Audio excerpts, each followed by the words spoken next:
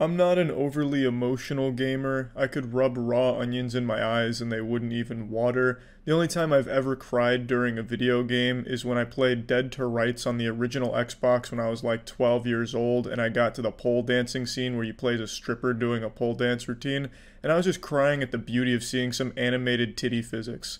Since then, I've never really even teared up during a game, even though I played like some very sad games like the Walking Dead game, Last of Us, fucking Nier is extremely sad, but all of these games, I really enjoy them, but they've never been enough to really sodden my eye sockets. It's always enjoyable. I love when a game isn't afraid to be emotional and try and make the player feel things, but I've just never experienced a game that was so real that it had like a profound effect on me and a lasting impression where when I think about it, I get emotional.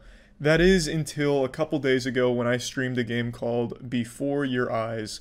Before Your Eyes is an incredibly beautiful, emotional journey of a game.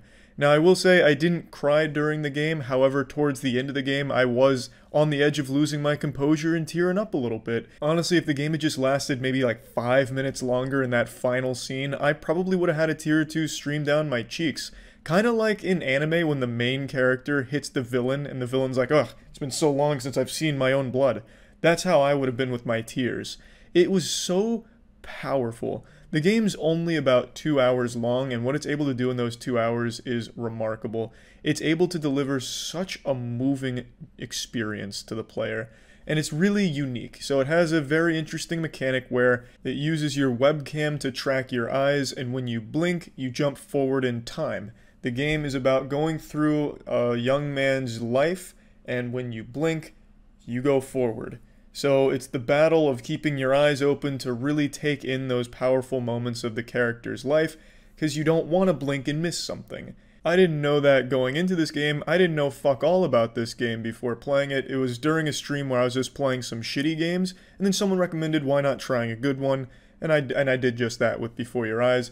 But since I was streaming, it was already using my webcam, so I couldn't use it for the game because it's already occupied by OBS, so when I try and use it in the game, it just gives me a blank screen. So I couldn't use that mechanic. Instead, I would just click when I was ready to blink in the game. And to be honest, it didn't take away from the experience. In fact, I almost prefer it that way. I feel like if I was so focused on keeping my eyes open like it was a goddamn staring contest in SpongeBob SquarePants where I'm like fucking straining and my eyes are popping out of my skull, I probably would have been too distracted to focus on everything going on in the game.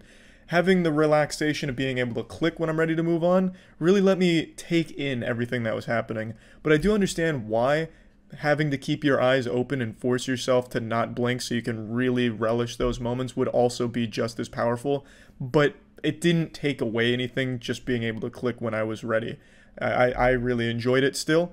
Though maybe I would have enjoyed it more with the blinking. I'm just assuming that if I was just fucking focused on keeping my eyes open, like it was that scene out of iCarly where the guy sets the world record for keeping his eyes open with no blinking, I would have been too distracted to enjoy some parts of the game where you need to keep your eyes open for quite a little while to get the most out of it.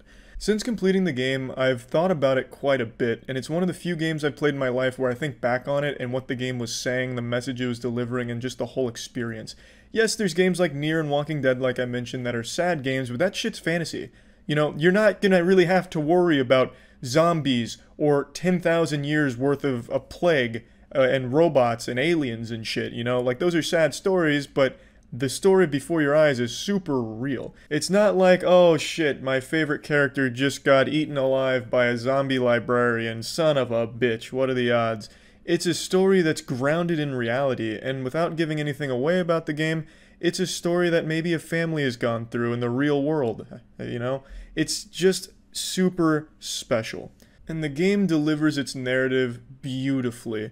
The voice acting is super impressive. Like, the characters, I was sold on them. It was like you were actually in a real family listening to them talk and interact with each other. All of the supporting characters were really well written with great voice acting, and the music was beautiful. The music alone at points was enough to make a man emotional. Like, it was enough to make a grown man shit. The music was very, very solid, and it really complemented the overall tone of the game to really get you immersed in it. It's just, I can't praise this game enough for what they've done with it. I've said this before and I'll say it again for the people in the back with their cock out.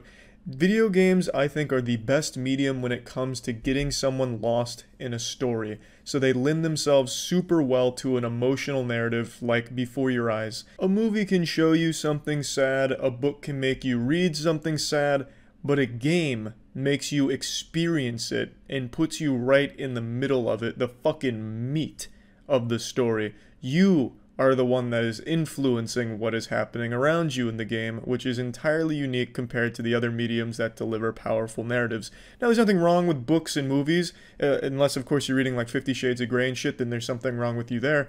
But, you know, the narratives in the books and movies are totally fine, and I really enjoy those as well. But games, I think, are able to deliver it in a different way that lends itself really well to something emotional like Before Your Eyes. But one thing video games don't lend themselves well to is horror. Jesus fucking Christ, nearly every horror game that comes out is some of the worst abominable dog shit on the planet. But I'm not here to rant about how awful horror games are.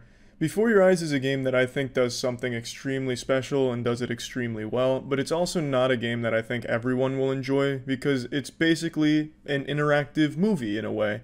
You are put in the position of the protagonist, and there are certain things that you have decisions on where you get to make choices which influence certain things of the story, but overall, you are just placed in the world, and, you know, you look around, you experience this life of the character, and that's it. There's no real gameplay elements, except for the blinking, of course, and for some people that's going to be a huge turnoff, you know, because obviously a lot of people want video games where you're fucking playing, you know, and this is more of a game that's just an interactive story.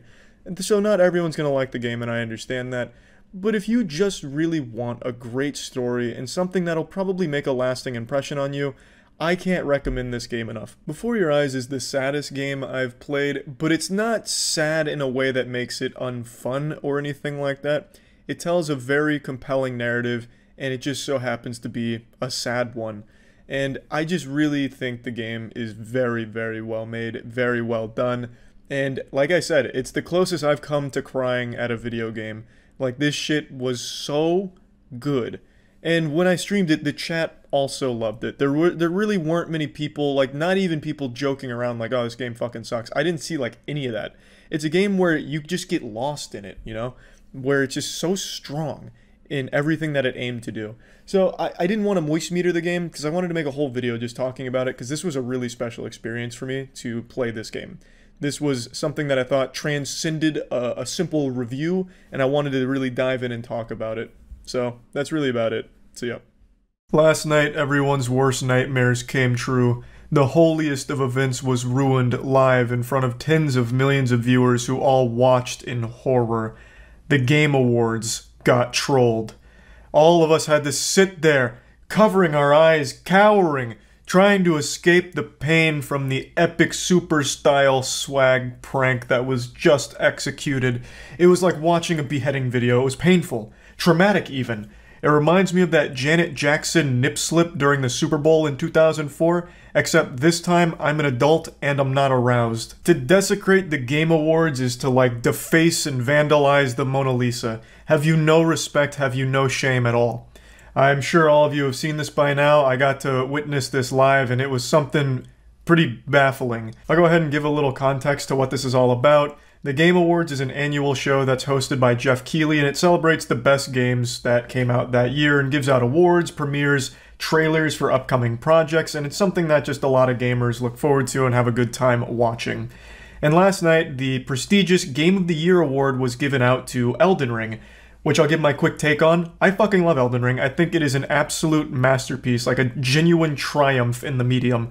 It's the culmination of everything From Software has learned through the last 10 years of Souls games, all combined into one beautiful package. So I was pretty hyped to see it win. I love God of War Ragnarok, but I really was rooting for Elden Ring. The creators went up on stage, gave their acceptance speech, and at the end of it, a kid gave a speech of his own, and it was peculiar. Let's fucking go. Congrats.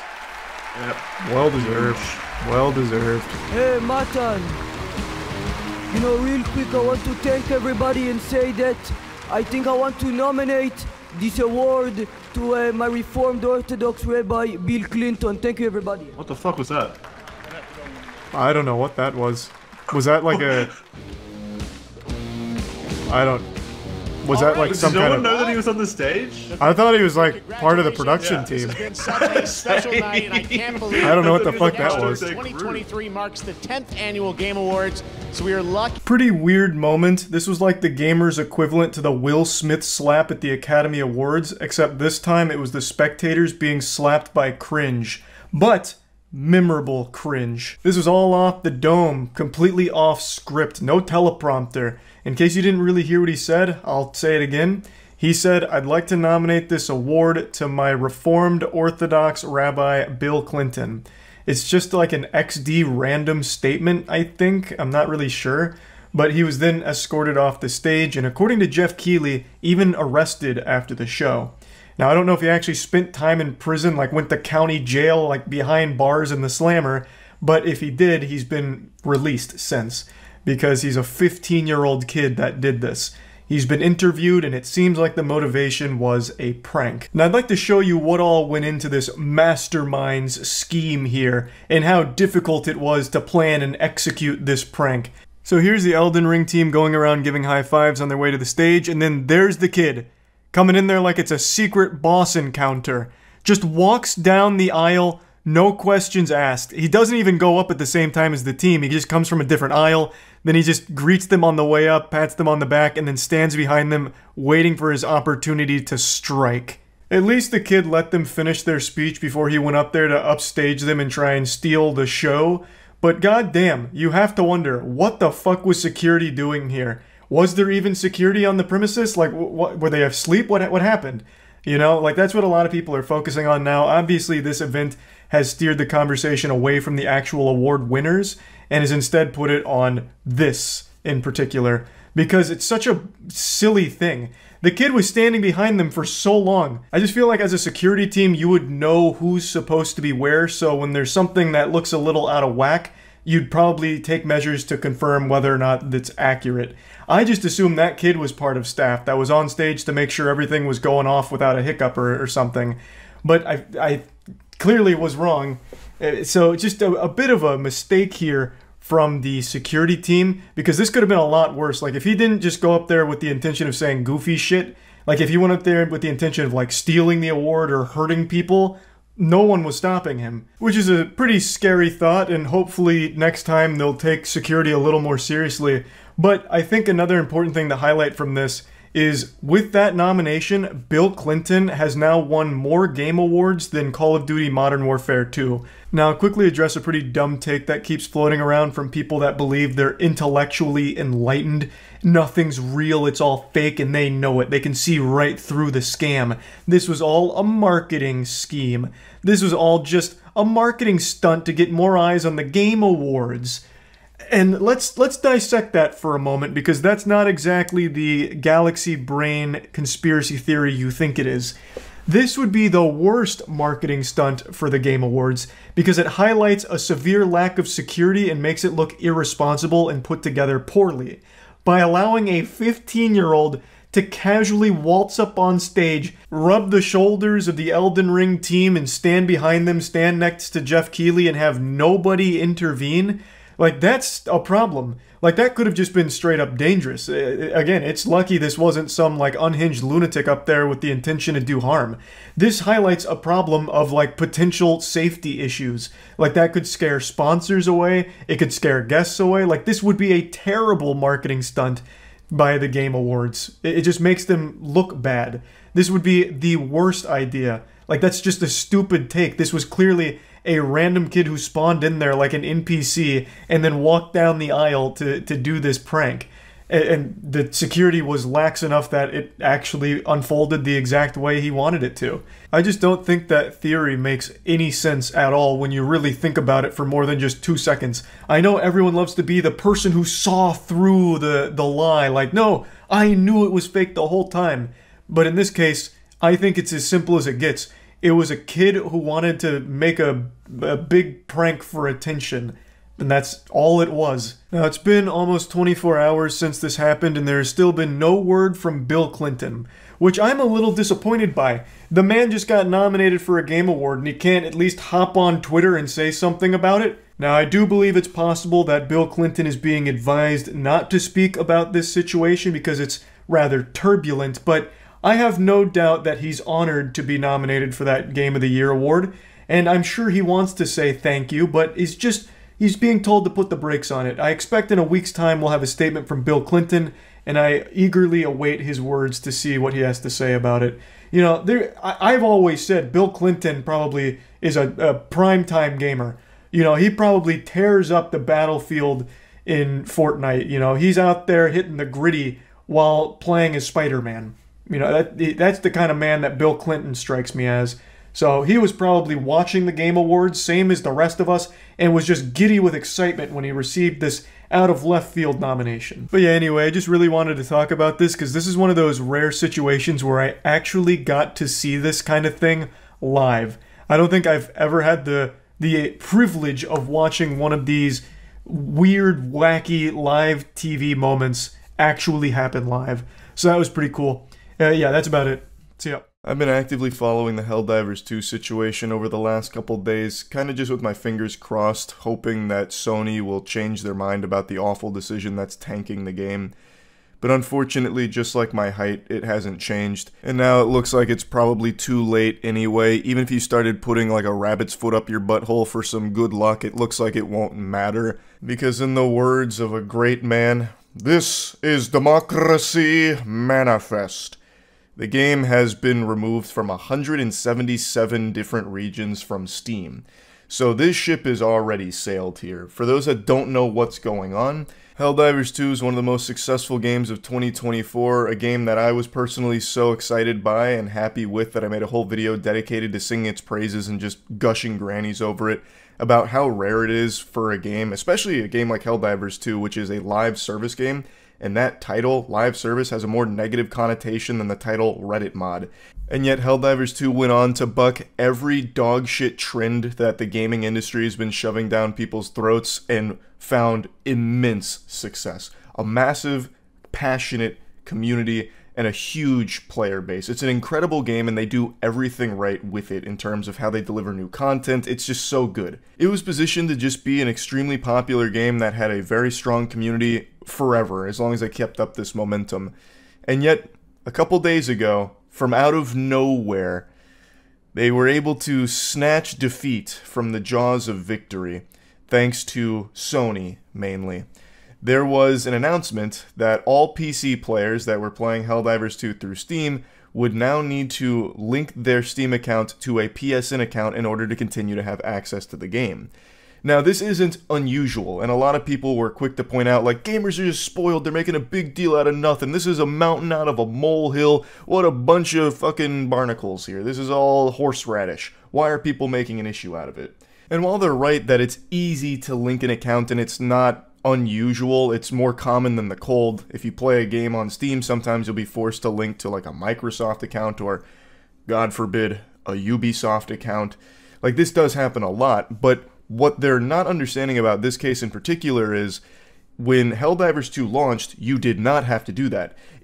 Now, we're going to get into the nitty-gritty because there were statements on the official page where you should link a PSN account, but they made it optional. Like, you didn't have to, you weren't forced to, which led to plenty of people from a ton of different regions buying Helldivers 2 who do not have access to the PlayStation Network, thus they can't link their Steam account to a PSN account, meaning they won't be able to play this game going forward. And now we're reaching the point where we're at today where it's been removed from 177 different regions on Steam. So it's a massive fucking mess, and it is a headache. Like, there's no reason to tiptoe around this. No one likes having to link their account to other services. It just creates a lot more hoops to jump through. Yes, it's not a huge time investment, but it is a fucking nuisance. Especially Sony. Like, they're claiming that the reason behind this is for security. I mean, what a load of hooey. Security? Sony's infrastructure is like the least secure on the planet. I'd rather link my account to a known crypto scammer than link it to the Sony network. They get hacked every couple of years like clockwork. I wouldn't be surprised if hackers started holding their own E3 to make their upcoming announcements on the next Sony hack. It is so frequent, so it's not exactly the most secure place to hold your information. You're probably better off just writing down all your information on a piece of paper, folding it into a paper airplane, and throwing it out the window. It's probably safer that way. Like, it's a ridiculous claim. I think the reason that they want everyone to link their PSN account is because it looks a lot better on their bottom line earnings report when they, like, go through all of their player counts and whatever.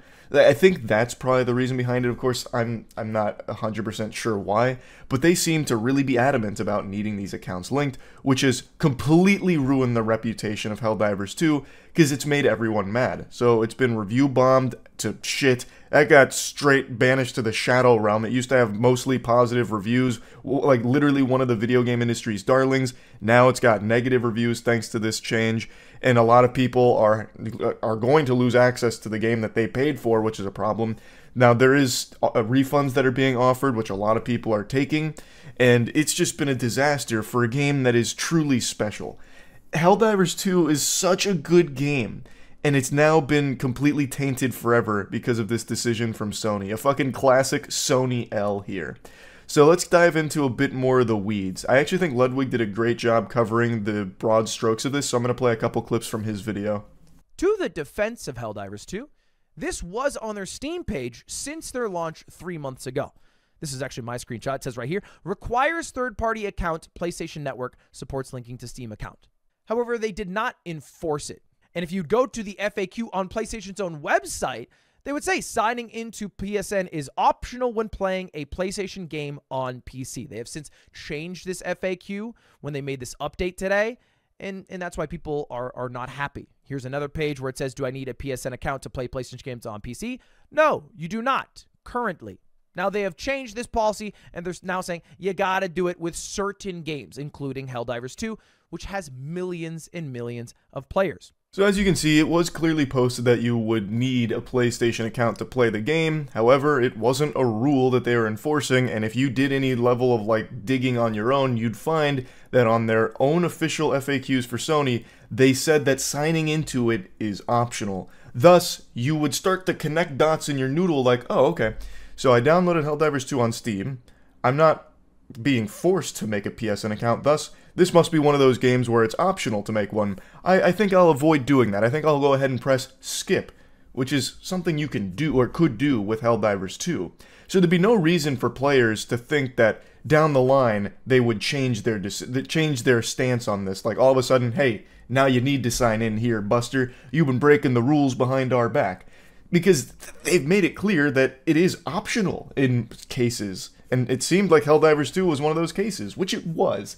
But what they ended up saying is that there was a grace period. So like you could initially gain access to Helldivers 2 without a PSN account, but it was only for a temporary period of time to guinea pig it to get you hooked on it. And then you'd have to, you know, get your comeuppance here by signing into PSN, which I think is extremely misleading if that really is the case. If that was the plan from the beginning, if they had always planned to just get a huge influx of players and then just fucking bait and switch them with the PSN requirement, I think that is like almost criminal. Because, again, there are so many regions that had access to Steam that could download Helldivers 2 that cannot link with a PSN account, thus they're going to lose access to the game they paid for. That is fucked up. That is some super scummy shit if that really is the case, if that's what Sony's long-term plan was. I don't know if that's the case. I don't know if this is just one of those things where they're like, okay, we need more juice in our PSN numbers. Let's go ahead and force the massive Helldivers community to link with us. It'll be great for our numbers here.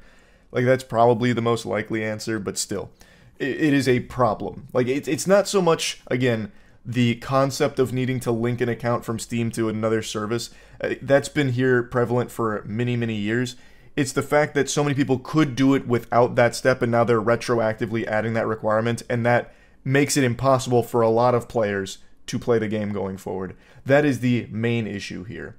It's fucking stupid, and it is a decision that has completely ruined the reputation of Helldivers 2, and it makes me super sad to see that, because this is a great, great game that has now just been run through the mud here because of Sony's greed. These are the current available countries where you can make a PlayStation account. There's a lot of users who play this game who cannot make a PlayStation account, thus cannot play the game legally. Now, you might think, well, how about you just make up an account? But if you look at PlayStation's own rules, they say, well, hey, you have to make an account in the country that you reside in. That's the rule here. And if you don't, we may request identifying documents to prove that you were in that country. And if we suspect that you are not following our terms of service, we might remove or compromise your account. We might ban it altogether. You might lose access to be able to play the game that you paid for altogether.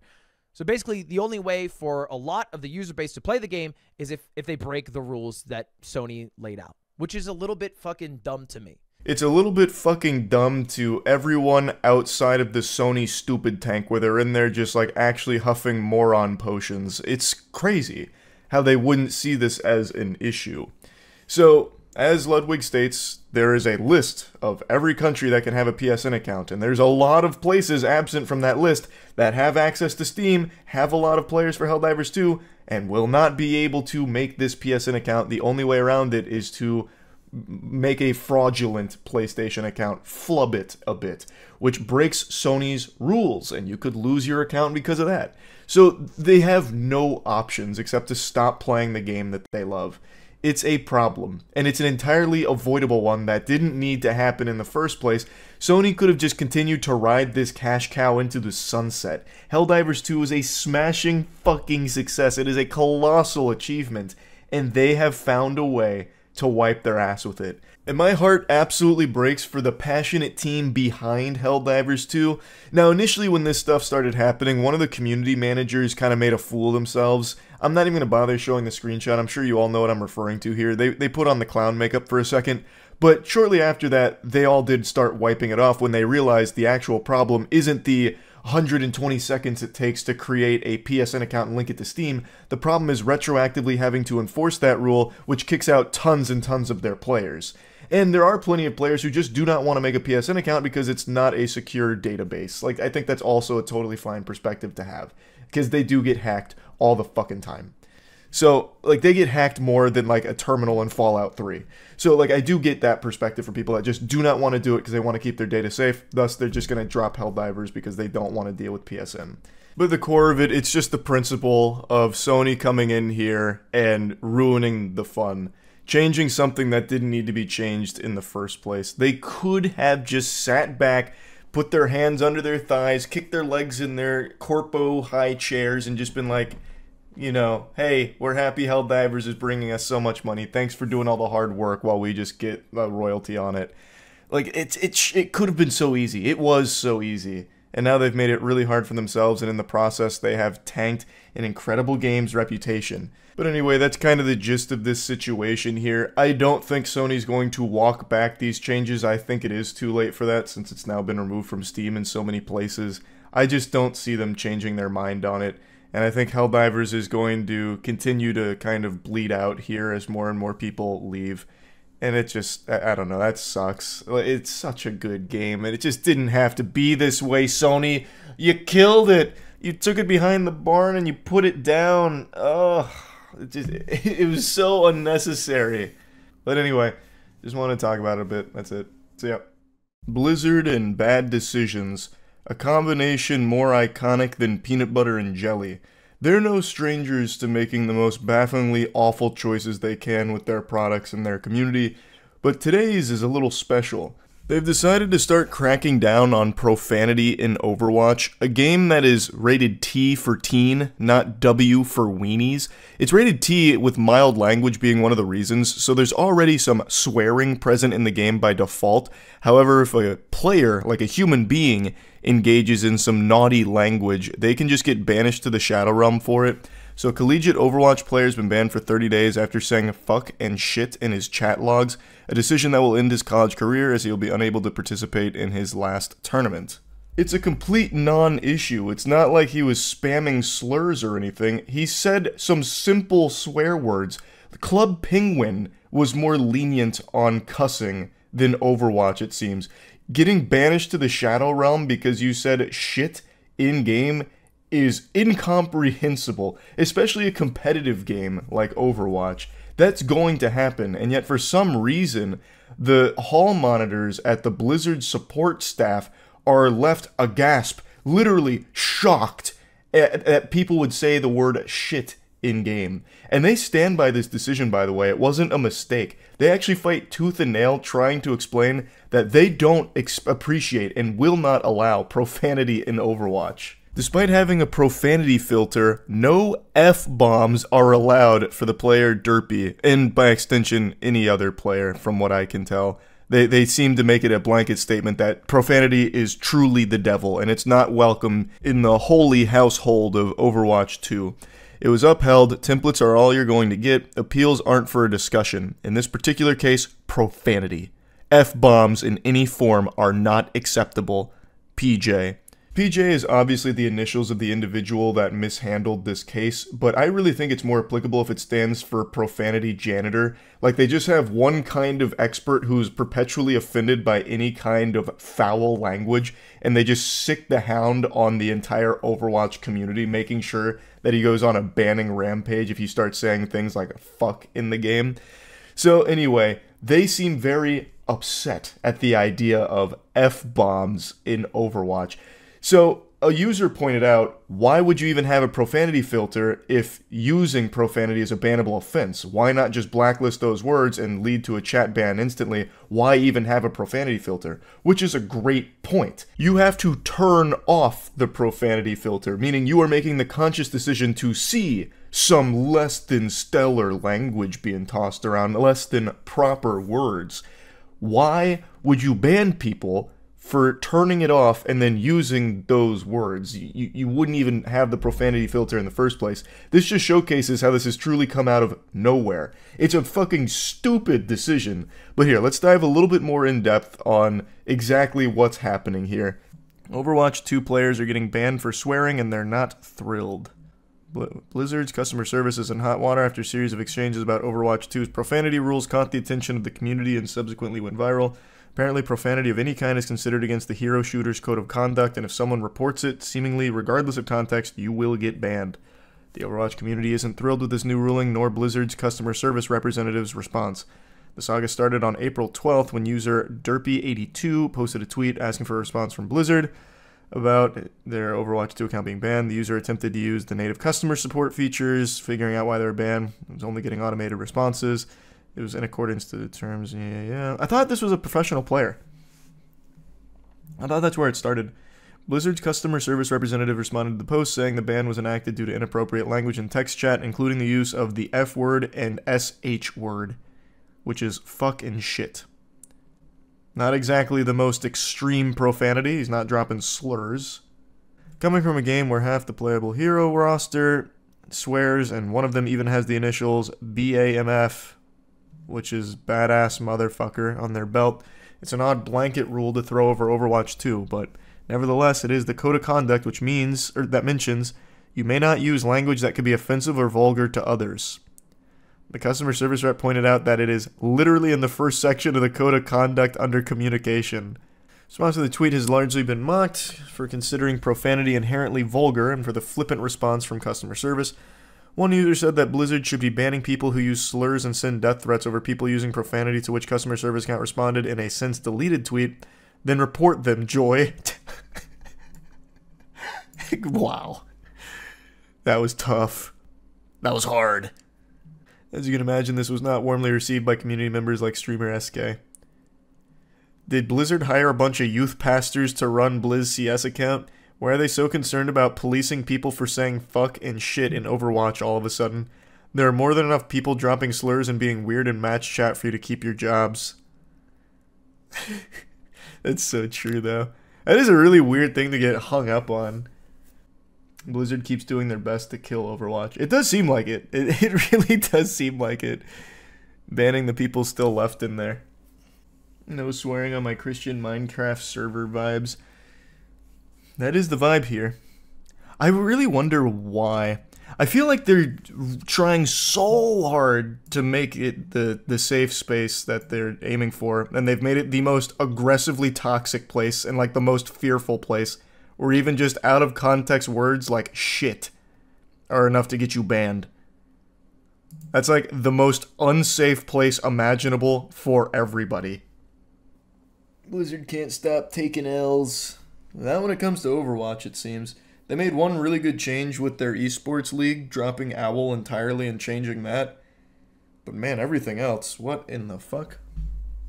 I'm honestly pretty curious if this is going to extend beyond just the text chat in Overwatch. Like if PJ gets a little too much dip on their chip and goes on a power trip and starts going through like Overwatch 2 streamers on Twitch, waiting to see if they start saying bad words and then banning them in-game for bringing profanity into the Overwatch community.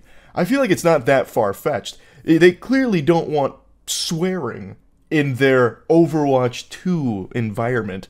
So, will he start doing that to, like, sponsored streamers in the future who are representing Overwatch but then saying things like fuck and shit, the forbidden words? I think probably unlikely, but it's not impossible to imagine that world, because we're already living in the loony dimension here if you're getting banned for saying things like shit in a video game. It honestly shows just how little the Overwatch team understands its community. I don't know who they think the audience is that's playing Overwatch 2. They must really think that it's bubble blowing double babies or something in Overwatch that can't handle words like shit. I can promise you, no players in your game are being offended and left with tears in their eyes if someone says fuck in a text chat Overwatch. Like, it's not happening. It's not happening at all. And yet, people are getting banned for it. It's so stupid. I don't think they recognize just how unbelievably ridiculous that concept is. Like, actual kindergarten classrooms are more understanding of bad words than Overwatch. But anyway, I want to move on to another pseudo Blizzard L here, because this one is also just so fucking stupid that came out of nowhere. The former head of Blizzard piped up and made a stupid statement saying that you should have the option of tipping developers once you finish a really good game. So you'd be paying $70 for the title and then tip on top of that once you finish, which is an outlandish idea from so many different angles, but the most obvious one is that money that you would tip in this fantasy land would not ever see the pockets of a developer that worked on it. It would just go right to the publisher and nobody else. It is so dumb. Yeah, I saw the Blizzard dev say that tipping developers isn't a bad idea. I have not seen that, Aston, but I can look it up. The former boss of Blizzard Entertainment has suggested a post-purchase tip feature that would let players give $10 to $20 extra to the developers of special games. That's definitely not going to the developers, that's just going to the studio. The developers won't see a dime of that shit. Former Blizzard president Mike Ybarra tweeted that he's often felt that upon completion of a particularly enjoyable single-player game, he'd like to give more money to the developers because it was worth more than my initial $70 and they didn't try to nickel and dime me every second. I don't know what world you're living in. I don't know what he's playing.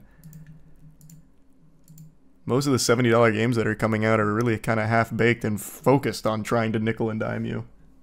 Games Ybarra mentioned that had sparked such a feeling include Guerrilla's Horizon Zero Dawn, Sony Santa Monica's God of War, Rockstar's Red Dead Redemption 2, Larian's Baldur's Gate 3, and some From Software's Elden Ring.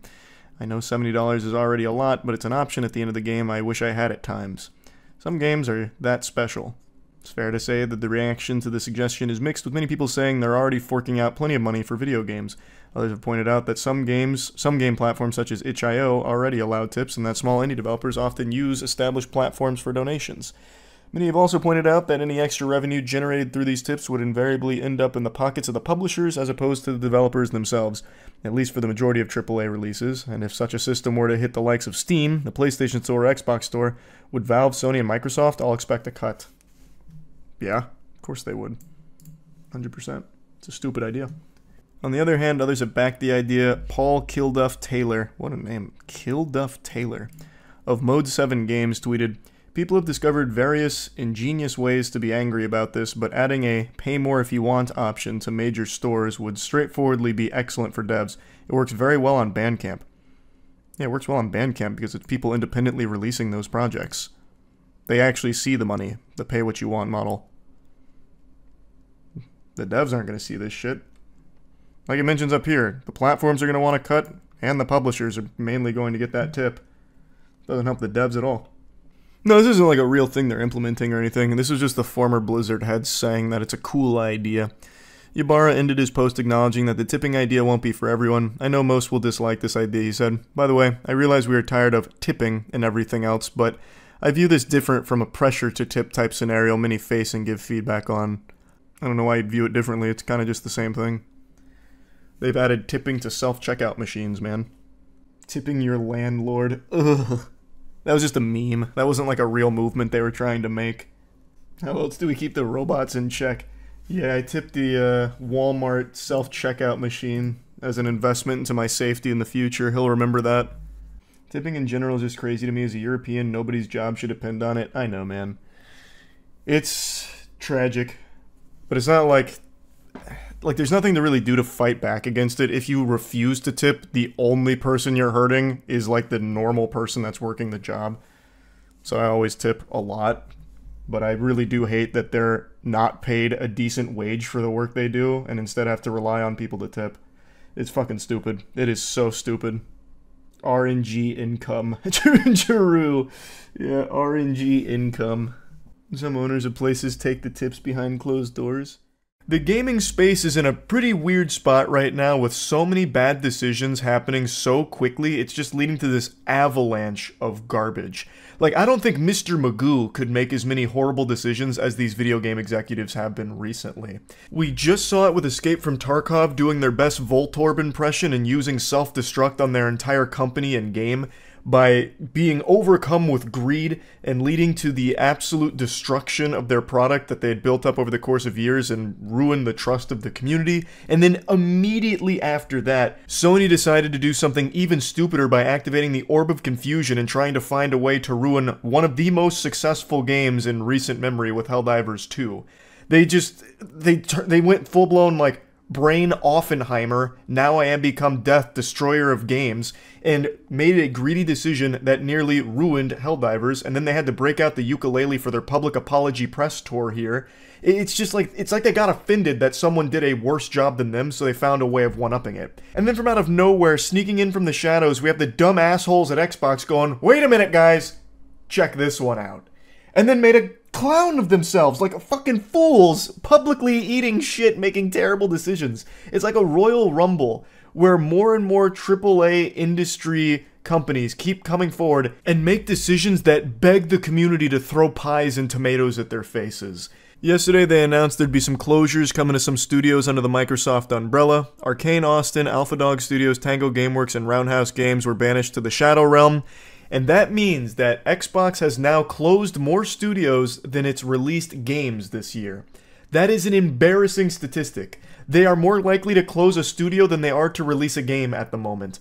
That's fucking shocking. Now, I really want to get into the weeds of this and roll around in the mud, but before I do that, I do want to thank today's sponsor, Current.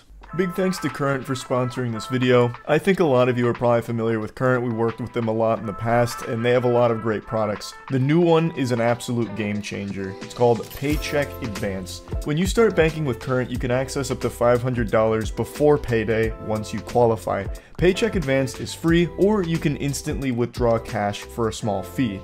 You can withdraw as many times as you need without additional fees, and there's no lines of credit and no credit checks. So stop waiting for payday. You can go ahead and get Current and get Paycheck Advance right now. So go to current.com/Penguinz0, or you can download the app and set up a direct deposit and use my code Penguinz0 and get $50.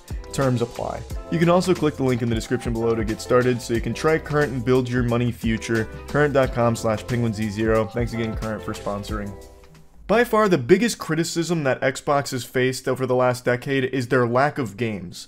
In the Xbox 360 era, they were kings, pumping out some bangers, absolute timeless masterpieces. And these puppies were popping fresh out of the oven days or months after each other, which is unheard of in the current landscape of things. Crobcat has a great video on the golden era of the 360, and the iconic games that were coming out quickly. It was like they're playing on a fucking Minecraft private server where you couldn't stop hitting diamonds. Like every block was diamonds back then.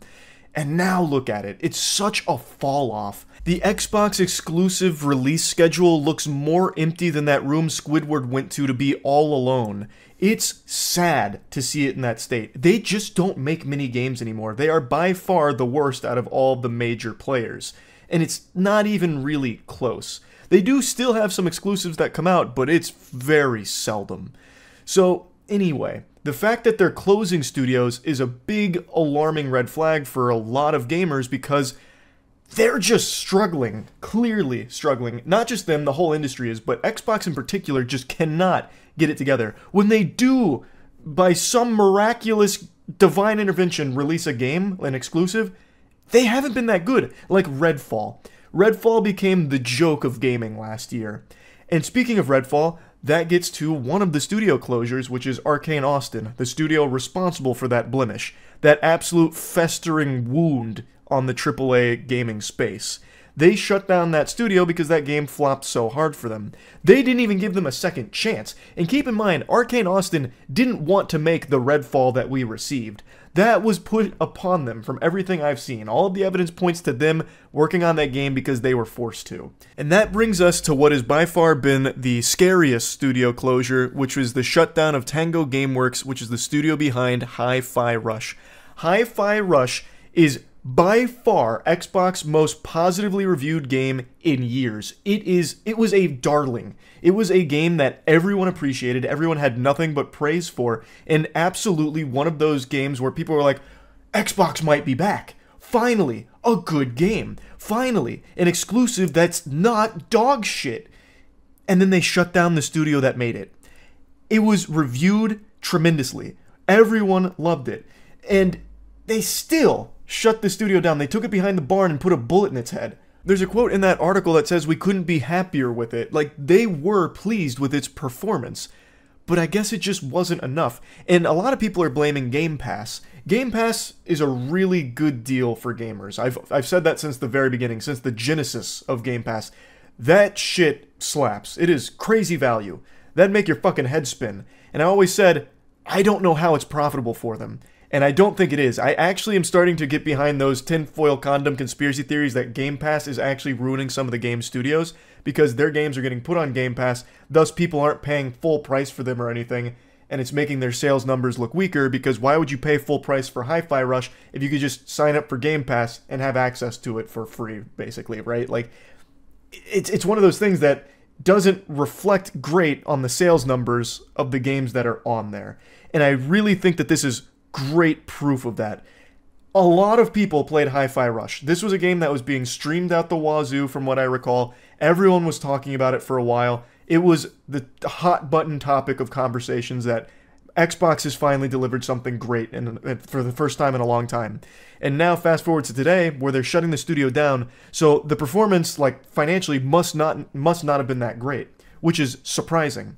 So it's either because of Game Pass or because of how inflated the costs are for producing games in the modern age. This shit is gluttonous when it comes to eating money. This is something I've talked about over the last couple of years, but games are so expensive to make now, it takes years in certain cases to deliver a game. That is a long time to be paying for a game to be produced, and that's not even counting in the marketing budget and the amount of spending that goes into that. So it's not enough for a game to just be really good and sell pretty well.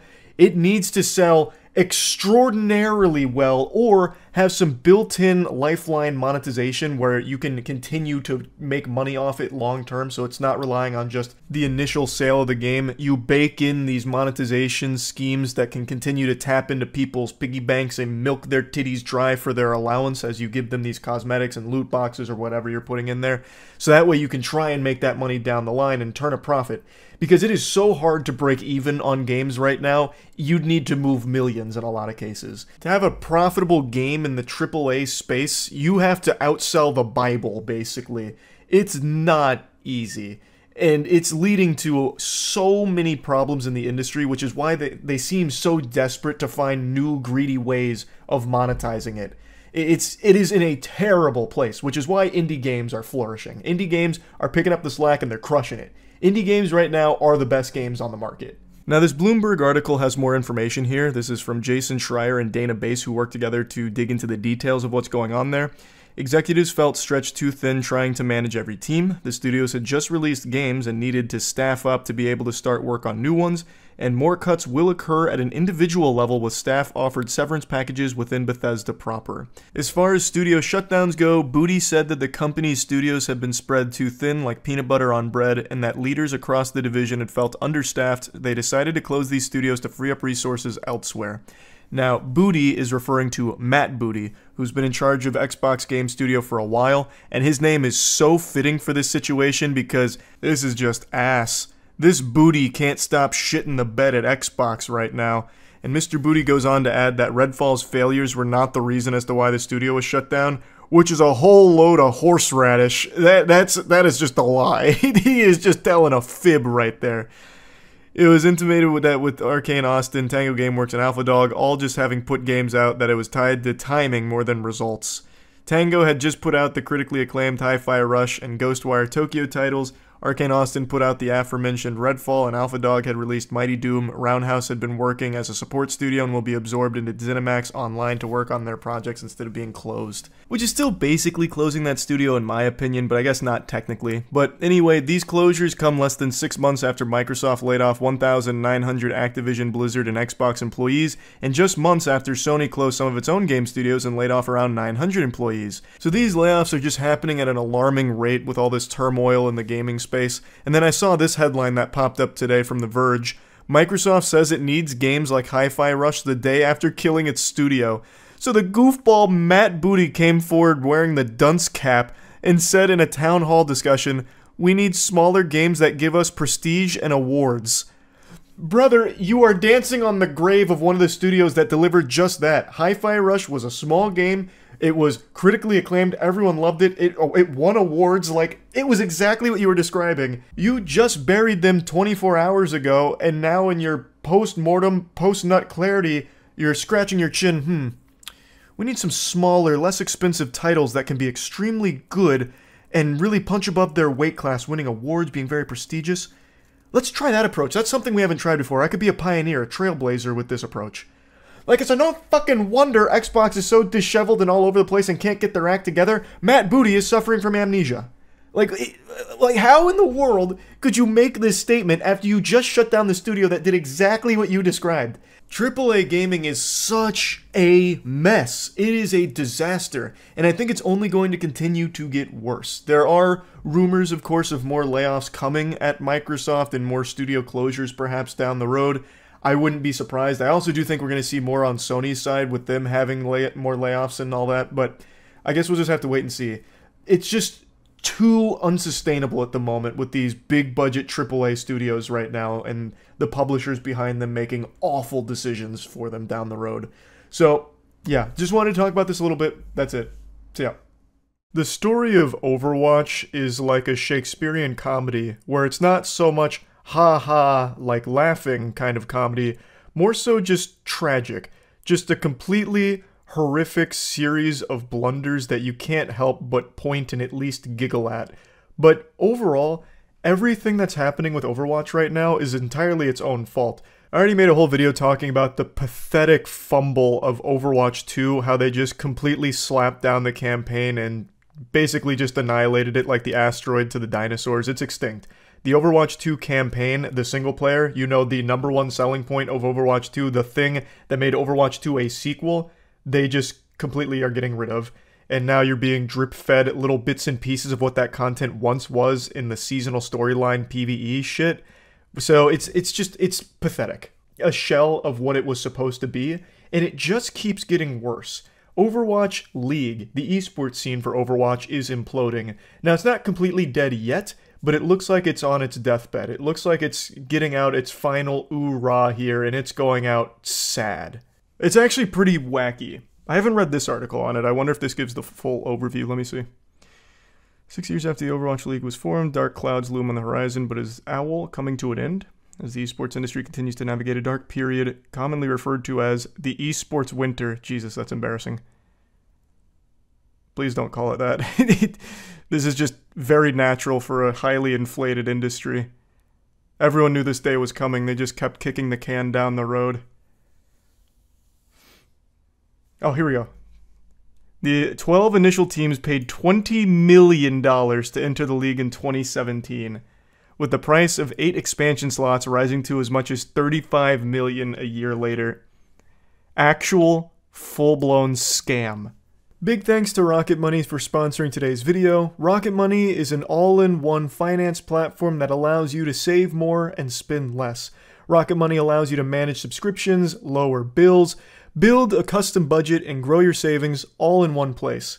I had actually just recently learned that I was still paying a subscription to a game that I haven't touched in probably about 6 years now.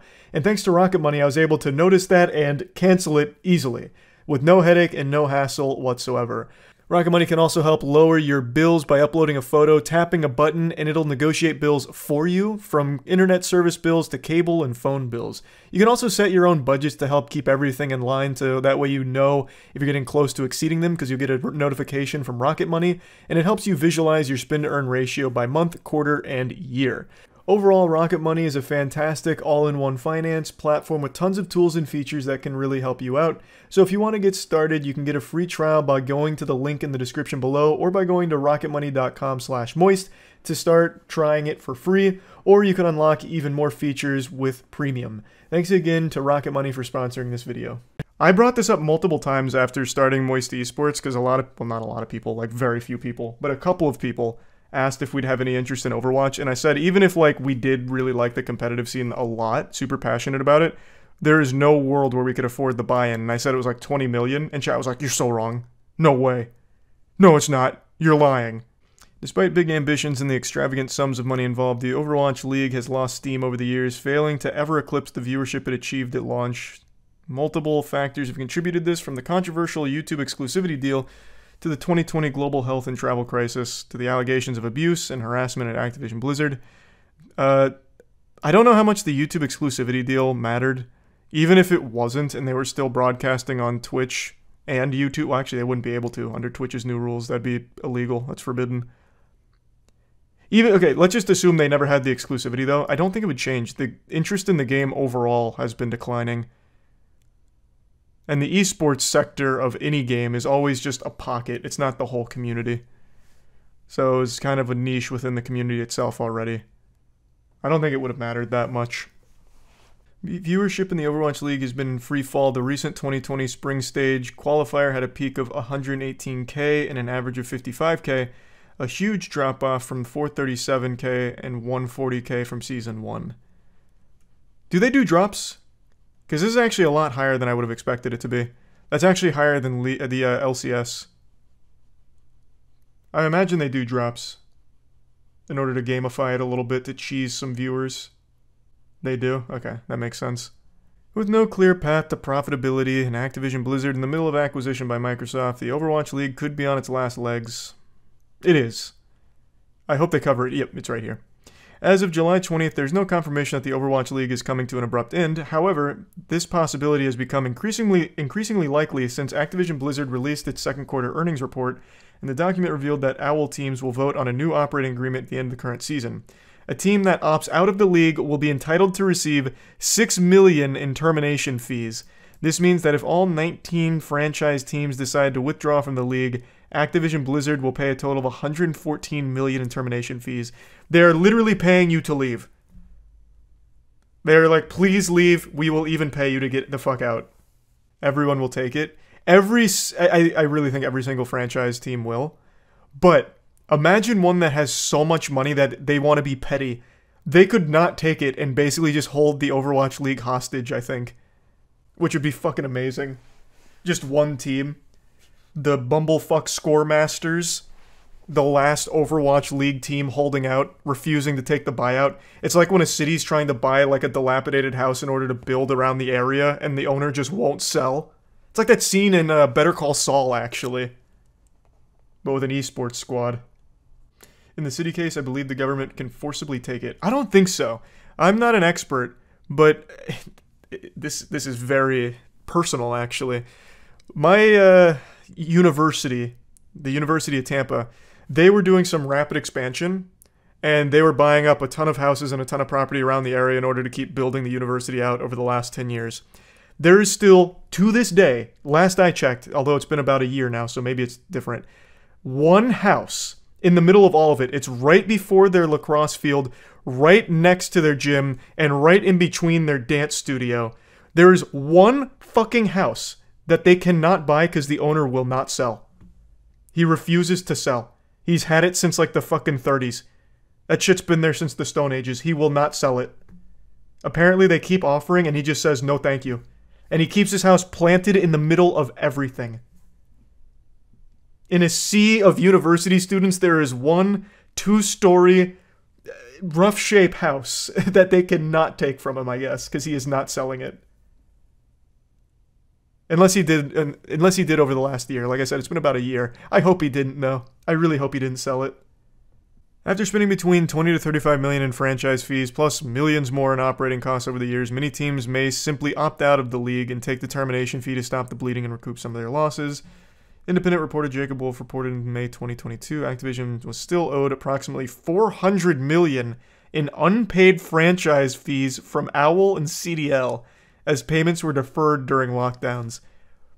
This is another one you guys didn't believe me on. CDL was also a $20 million buy-in, roughly, for the esports side. You guys didn't believe me there either. It is. It is legitimately just a full-blown Activision Blizzard scam. The fucking franchising costs.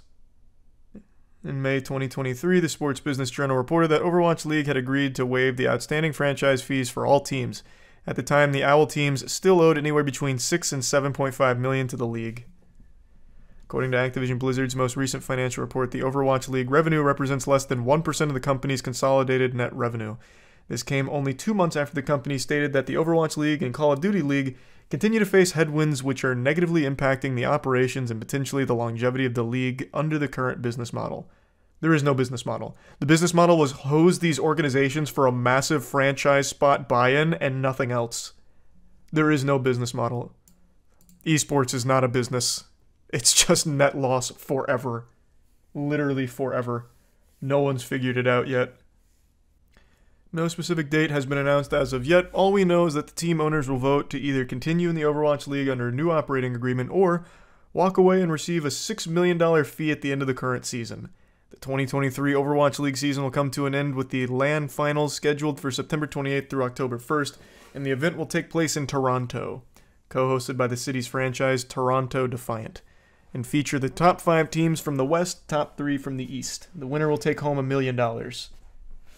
I'm sure this one might actually get viewership because it'll be the last one. And then they're paying people to get the fuck out. Closing down the house party, turning off the music, and then giving them a little goodie bag of $6 million on the way out and a pat on the ass. Even if Overwatch League does disappear at the end of the 2023 season, this doesn't necessarily mean that Overwatch esports will cease to exist. In a May 5th interview with Deserto, Sean Miller, the head of the Overwatch League, highlighted that the company remained committed to supporting the game's esports ecosystem. Overwatch esports are not going away anytime soon. Oh, is that right? Just like Overwatch 2's campaign's coming out any day now, the PvE is going to be amazing. We're going to have seasonal storylines when you couldn't deliver on that. All of those other amazing promises that have come true for Overwatch. Your word means a lot, Sean. The Overwatch track record has been stellar. Blemish-free. There's rumors about teams suing over false statements to investing, which is why they're offering the $6 million. They should still sue. They should still sue.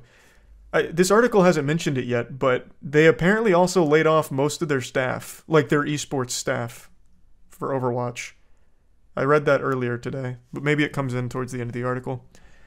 On July 19th, Miller underlined the same point, telling Verge that Activision Blizzard is building towards a revitalized global scene that prioritizes players and fans.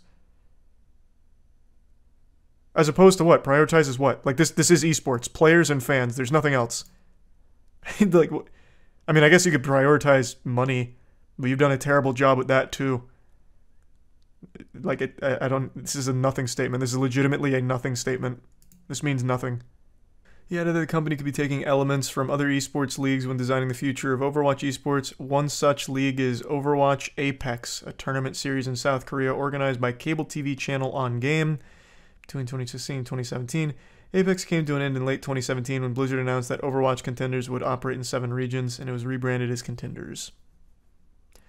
What does it mean for the Call of Duty League?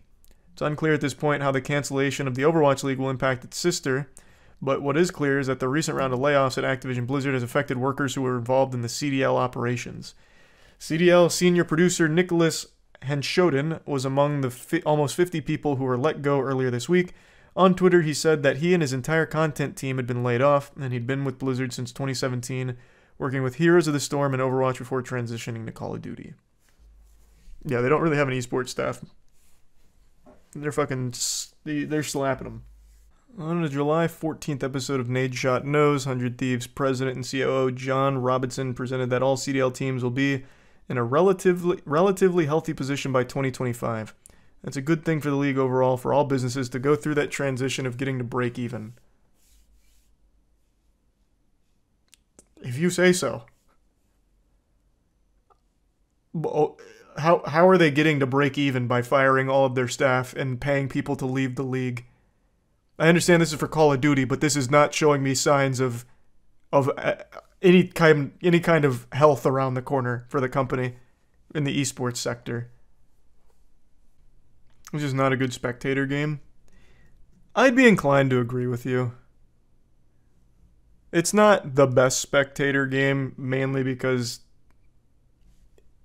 even though I do think Overwatch 2 changed it a bit, for the longest time it was literally just shoot at meat pile, wait for alts, coordinate alts, and not a whole lot else for a while. I think 2's definitely improved on that a bit, but for a long time that was basically the esports scene. Oh yeah, in other Overwatch news, it's coming to Steam. Yeah, I saw.